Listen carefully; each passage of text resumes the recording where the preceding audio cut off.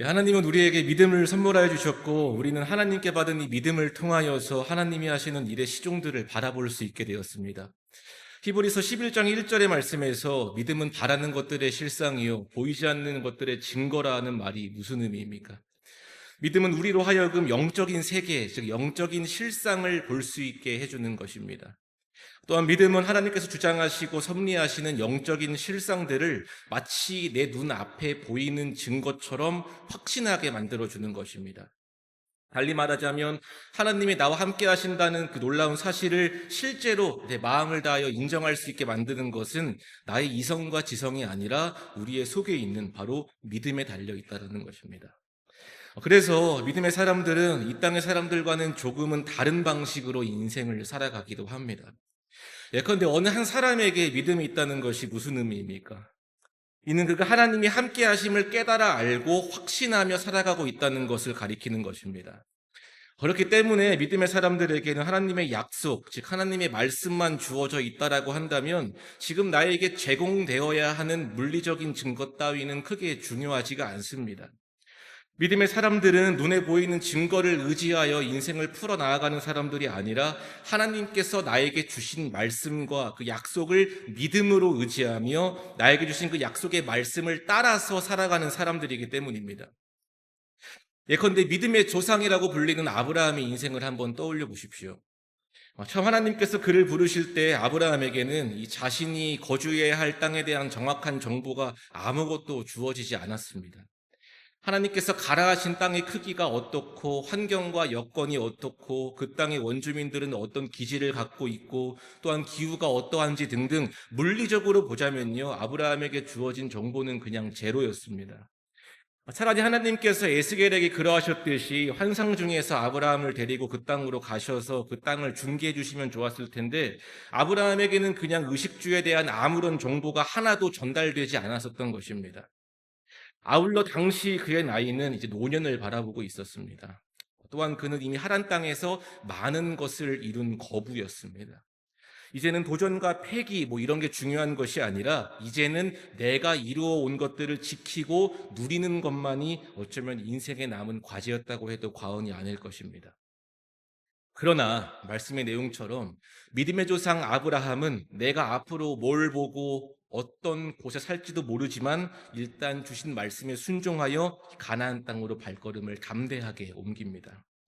그러면 이때 아브라함은 대체 뭘 믿고서 가나안 땅으로 향한 것입니까? 설령 눈에 보이는 물리적이고 현실적인 증거가 없다 할지라도 지금 그에게는 하나님께서 그에게 건네주신 약속이라는 것이 있었기 때문입니다. 그러면 그 약속은 무엇이었느냐? 다 함께 앞에 있는 창세기 12장 1절로 4절의 말씀을 함께 읽어보시겠습니다. 여호와께서 아브라함에게 이르시되 너는 너의 고향과 친척과 아버지의 집을 떠나 내가 네게 보여줄 땅으로 가라. 내가 너로 큰 민족을 이루고 네게 복을 주어 내 이름을 창대하게 하리니 너는 복이 될지라. 너를 축복하는 자에게는 내가 복을 내리고 너를 저주하는 자에게는 내가 저주하리니 땅의 모든 족속이 너로 말미암아 복을 얻을 것이라 하신지라.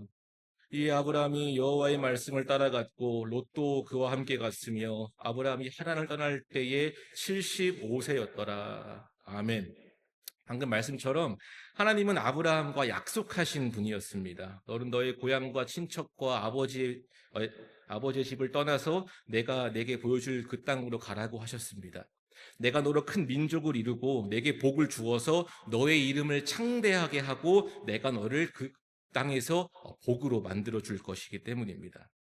물론 이때 아브라함의 입장에서 보자면은 당시에는 그 복이 정확히 어떤 건지 가늠이 되지 않았을 것입니다.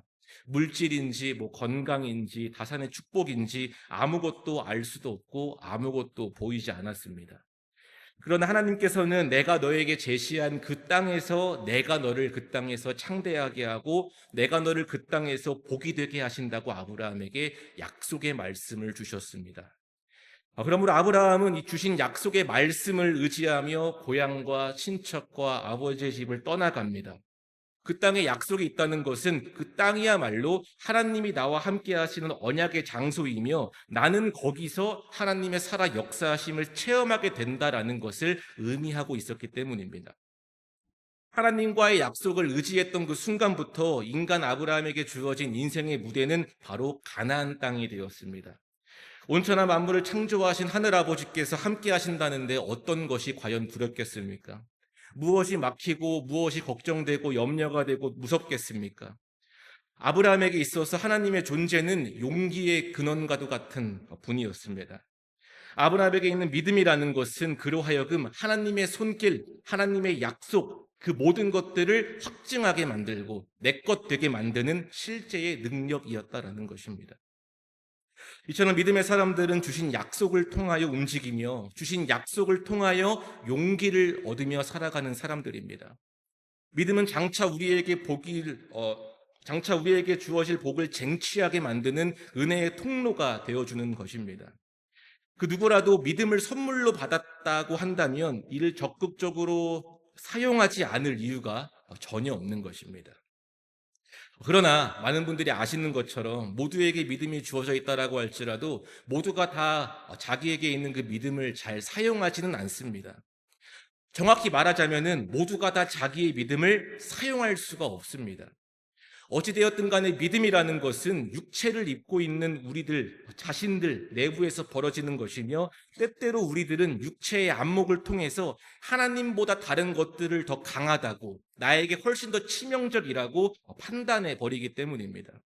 우리의 속에 있는 믿음은 하나님을 의뢰해라, 하나님을 의지하고 신뢰해라, 하나님만을 바라보라라고 말하지만 나의 옛사람은 그러면 안 된다. 이걸 봐라, 저걸 봐라. 너가 정말 그걸 보고도 아직도 믿음 거릴 수 있겠느냐? 우리를 계속해서 혼란스럽게 만드는 것입니다. 하나님이 아무리 우리의 삶을 주장하신다고 할지라도 내 속에 있는 내가 그 약속을 붙들지 못하게 만드는 것입니다. 예컨대 오늘의 본문되는 민수기 13장을 보시게 되면 이스라엘의 유명한 이야기, 12정탐꾼의 이야기가 등장하고 있습니다. 그들은 25절의 내용처럼 40일 동안 가나안 땅을 정탐하고 돌아왔고요. 26절과 7절의 내용처럼 가나안 땅에서 난 이 탐스러운 이 과실을 증거로 보이면서 이 진정 가나안 땅이 하나님이 예비하신 최고의 땅이 되었다는 것을 수많은 사람들에게 보고했습니다. 과연 그 땅은 젖과 꿀이 흐르는 땅이다. 하나님이 약속하신 내용이 사실이었다는 것이 바로 모두에게 그 순간 이 증거로서 확증되었던 것입니다. 그러나 10명의 정탐꾼들은 하나님의 약속이 그들 가운데 확증되었다라고 할지라도 쉬이 그 땅으로 향하자고 담대하게 말할 수가 없었습니다. 오히려 그들은 28절과 29절 그리고 31절과 33절의 내용처럼 정탐한 그 땅을 악평하기 시작합니다. 왜냐하면 아무리 그 땅에 젖과 꿀이 흐르며 탐스러운 과실들이 열린다고 한들 거기에는 네피림의 후손, 즉 기골이 장대한 원주민들이 살고 있었기 때문입니다. 저들이 바보도 아니고 우리를 마주한다면 반드시 우리 모두를 다 죽이려고 할 텐데 우리가 어떠한 수로 과연 그들을 제압할 수가 있겠느냐, 걱정이 먼저 그들을 앞에 앞서게 된 것입니다. 우리는 그들에게 비하면은 메뚜기밖에 되지 않으며 우리에게는 그 견고한 성읍들을 공략할 수 있는 무기도 군대도 능력도 없다. 이 가나안 땅은 심포도라고 점점 이야기들이 올라왔던 것입니다.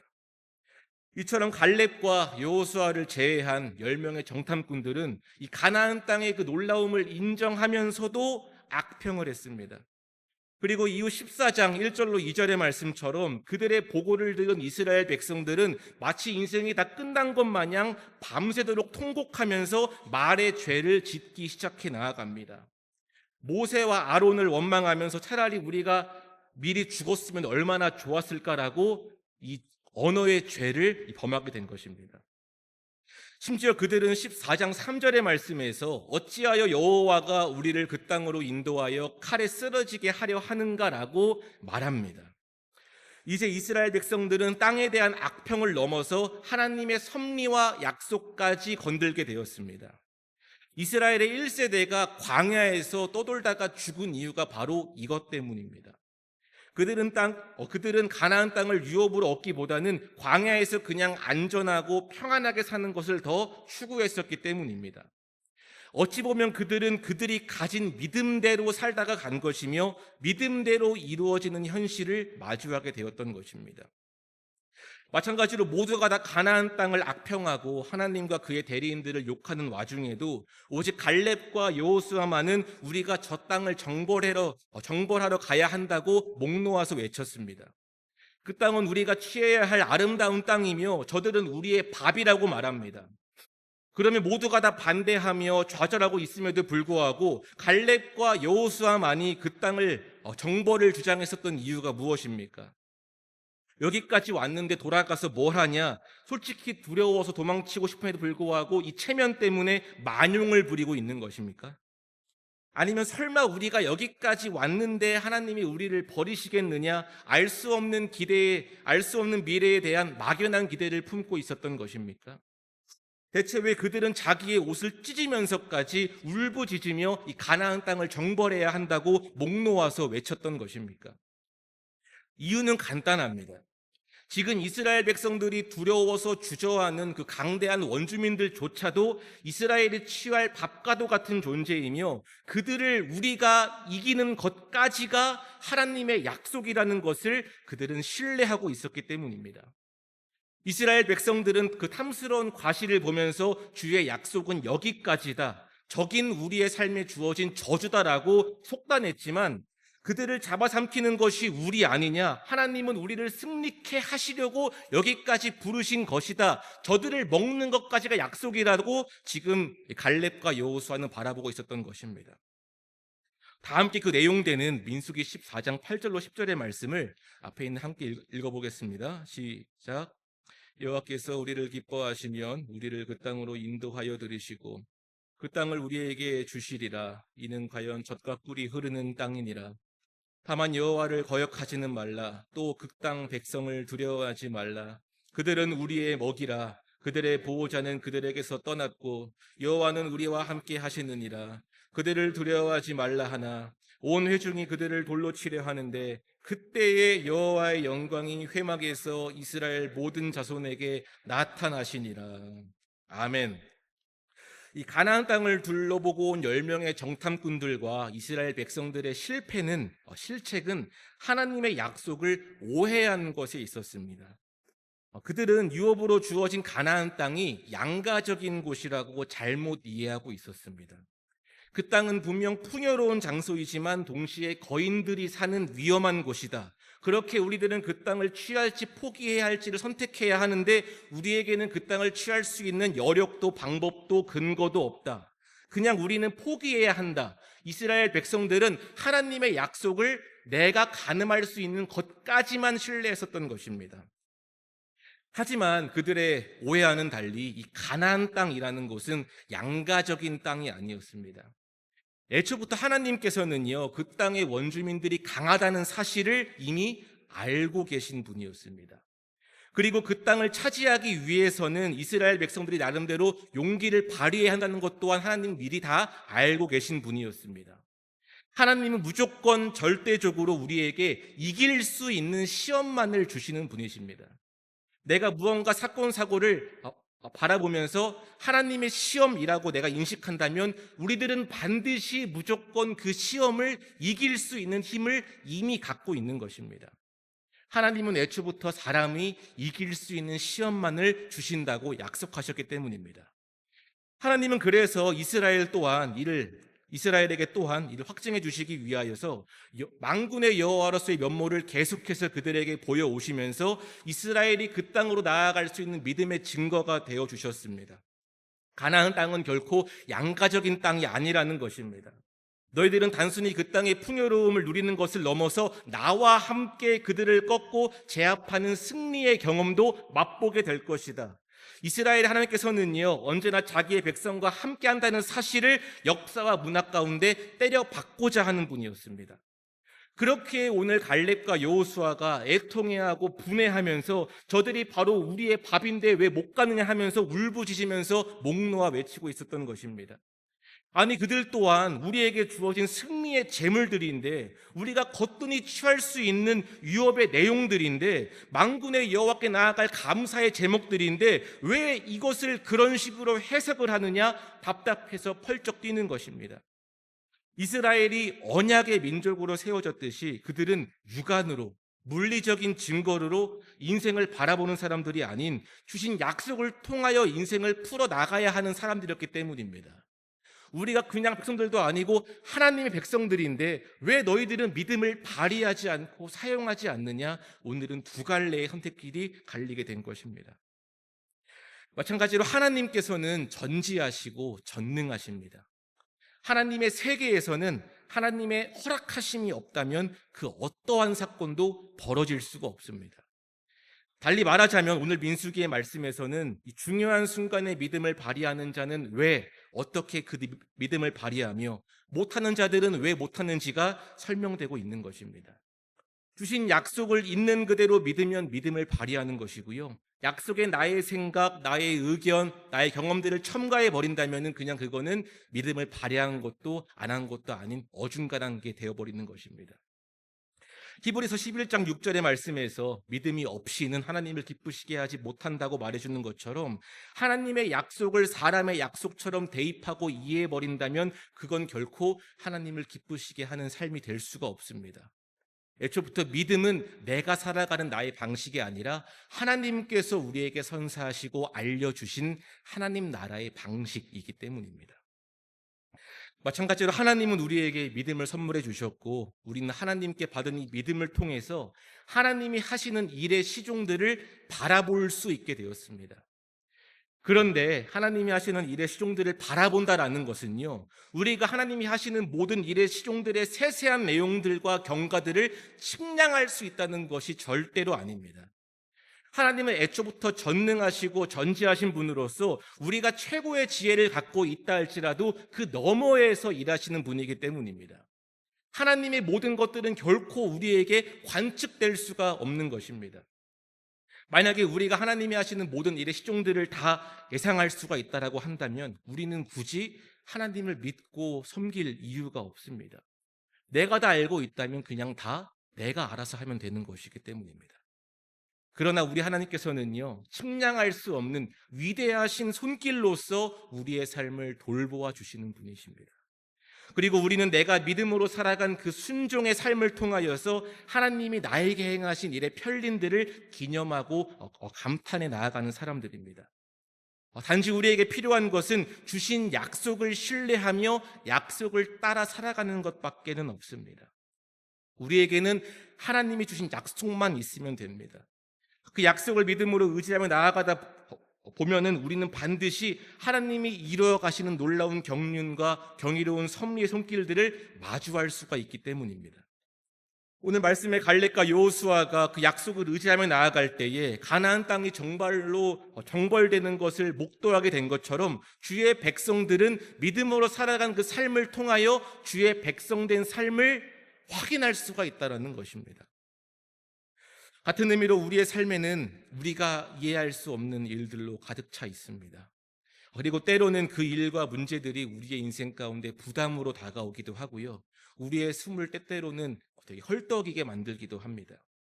하나님은 능히 이길 수 있는 시험만을 주신다고 했는데 왜 나에게 이런 어마어마한 시험들을 주시는가? 왜 나를 실족하게 하시는가? 우리는 종종 그 약속을 잊어버리기도 합니다. 어찌되었든 간에 우리는 육체를 입고 있으며 또한 이 죄가 들어온 이 땅을 살아가고 있기 때문입니다. 그러나 아무리 인생의 문제들이 우리의 삶을, 우리의 숨을 옥죄어 온다 할지라도 믿음의 사람들에게는 그 숨 막히는 순간들을 이겨나갈 수 있는 실제의 능력이 이미 다 주어져 있습니다. 하나님이 우리에게 믿음을 선물하신 이유가 무엇입니까? 이는 내가 너를 통하여 이루어가는 일들을 한번 바라보라는 것입니다. 또한 지금 그 자리에서 좌절하고 속단하지 말고 언제나 사람의 인생을 지지하시고 지탱하시는 분을 붙들라고 우리에게 믿음을 선물해 주신 것입니다. 우리가 믿음을 통하여 하나님을 기쁘시게 할 수 있는 것처럼 하나님 또한 믿음의 사람들을 기쁘게 하고자 하는 그 마음을 갖고 계십니다. 설령 눈에 보이는 증거가 없다 할지라도 하나님은 언제나 우리의 삶을 붙드시며 우리의 삶을 선한 길로 인도하고자 하십니다. 그리고 우리는 믿음을 발휘함으로써 하나님이 다 하셨다는 영혼의 갈채를 올릴 수 있습니다. 우리로 주의 백성 되게 하고 주의 백성된 특권을 누리게 하는 것은 믿음으로 살아가는 우리의 그 모습에 달려 있다는 것입니다. 마찬가지로 이 말씀의 내용들을 쭉 보시게 되면 갈렙과 여호수아의 인생길은 다 끝난 것이 아니었습니다. 오히려 그들은 당도한 가나안 땅에서 새로운 더 큰 믿음의 시험거리들을 마주하게 되었습니다. 예나 지금이나 그들의 믿음을 실족해 할 수 있는 사건, 사고들은 도처에 널려 있었던 것입니다. 하지만 새로운 시험거리들이 그들의 인생 가운데 닥쳐왔다 할지라도 그들은 끝내 믿음을 발휘했고요. 마침내 그들은 하나님께서 그들에게 예비하신 인생길을 올바르게 살아가게 되었습니다. 여호수아서의 마지막 장에서 여호수아가 자기의 백성들에게 유언과도 같이 요구하는 것이 무엇입니까? 그는 너희가 섬길 자를 확실하게 택하라고 말했습니다. 그리고 이건 달리 말하자면 믿음을 가질 거면은 이왕이면은 확실하게 좀 가지라고, 믿음을 갖고 있다라고 한다면 확실하게 한번 좀 사용해 보라는 마지막 그 최후의 부탁과도 같은 말이었습니다. 주의 백성들은 눈에 보이는 증거로서 일희일비하며 살아가는 사람들이 아니라 하나님의 약속을, 나의 삶을 지탱하는 그 약속을 믿음으로 붙들며 살아가는 사람들이기 때문입니다. 나와 함께 정복의 세월을 보낸 자들이 부디 하나님의 은총 아래에 거하기를, 제발 그들이 믿음 안에서 주의 약속이 이루어지는 것을 확증하기를 여호수아는 마음을 다해서 바랬었던 것입니다. 마찬가지로 설령 우리의 눈에 하나님이 보이지 않는다 할지라도 하나님은 지금도 여전히 살아 역사하시는 분이십니다. 또한 우리의 눈에 아무것도 보이지 않고 아무것도 느껴지지 않는다 할지라도 하나님은 여전히 지금도 우리의 삶을 강권적으로 붙드시고 강권적으로 인도해 나아가시는 사랑의 하나님이십니다. 또한 눈에 보이지 않는다 할지라도 하나님은 여전히 시험을 당하는 모든 자들과 함께 하십니다.